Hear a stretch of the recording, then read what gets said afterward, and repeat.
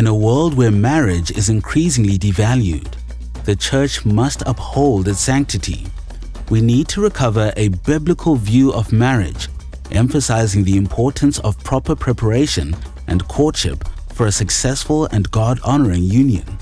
All this and more on today's edition of TARIF. Today is Tuesday, July 23rd, AD 2024. This is the Africa Review in 5, written by Malamulo Chindongo and presented by Amikani Katunga. Our dating culture needs rescuing too. Bible-believing Christians share a conviction about the primacy of marriage in God's purposes.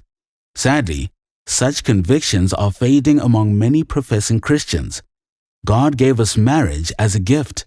It's the very foundation of every society. Marriage lies at the core of every civilization. No group of people can flourish without healthy marriages. The devil hates marriage, period. Why? It's a unique relationship, a covenant between one man and one woman, existing solely for the glory of God. When done right, marriage brings many of God's blessings to those who engage in it. Having said that, it's noteworthy to state that marriage is not the most important relationship one will ever have. Our relationship with Christ is. Marriage is a picture of that. But if marriage is not done right, it can cause significant problems in one's life. It can really mess you up, and a lot of other things. We need churches that care for those desiring marriage.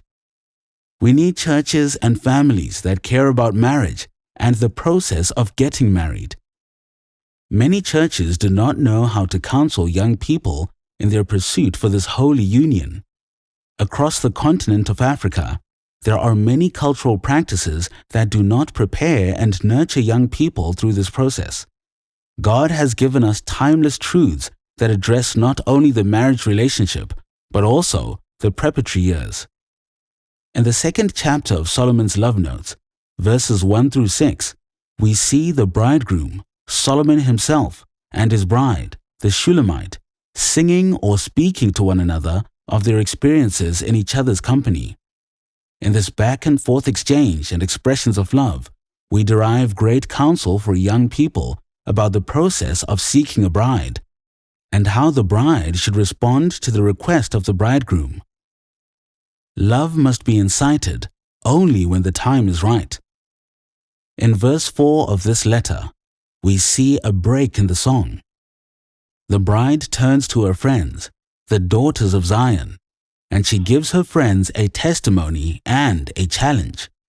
She knows she's in love, and the book itself clearly portrays the highest experience of love that can be known on this side of heaven. So, she says to her friends, if you are to experience what I'm experiencing, you must behave in a certain way, especially when it comes to matters of love. Do not awaken love. Do not disturb love before its time. Do not incite, arouse, or stir up love before its time. God has designed the marriage relationship to be received in its time, when a man is ready to lead and provide for his bride. He should seek it and receive it from God. Men are called to lead. Like in all areas of leadership, the first is to advance the welfare of those you lead. It means providing both the nourishment of the inner person and safety from external dangers. Men are built for these kinds of tasks. It means there is a high level of spiritual maturity and the ability to earn. On the other hand, the woman is called by God to nurture and receive biblical leadership well, and to manage resources provided for her. Until the man and woman reach this stage, the wise man, Solomon, says do not try married love. Some may say that's all fine and good, but how exactly do we get there? Patience is a virtue that builds future homes.